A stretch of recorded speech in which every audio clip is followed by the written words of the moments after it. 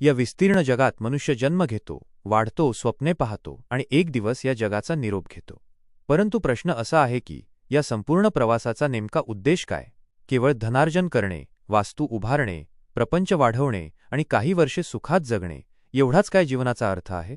जर आपण सखोल विचार केला तर आपल्याला उमजते की या विश्वातील प्रत्येक गोष्ट एका विशिष्ट नियमबद्धतेने निर्माण झाली आहे.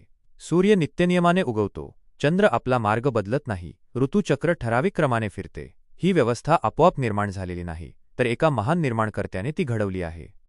इस्लाम आपल्याला सांगतो की तो निर्माणकर्ता म्हणजे केवळ एकच अल्लाह आहे, जो सर्वांचा पालनकर्ता आहे. त्याने मानवाला या पृथ्वीवर केवळ जगण्यासाठी नव्हे, तर एक ध्येय पूर्ण करण्यासाठी पाठवले आहे.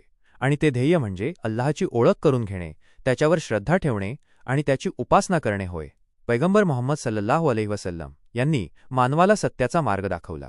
त्यांनी शिकवले की खरे यश संपत्ती किंवा पदामध्ये नसून ते सत्कर्म, न्याय, दया आणि अल्लाहच्या आज्ञांचे पालन करण्यात आहे. हे जग एक परीक्षा आहे आणि प्रत्येक मनुष्य आपल्या कर्मांद्वारे त्या परीक्षेचं उत्तर देत आहे.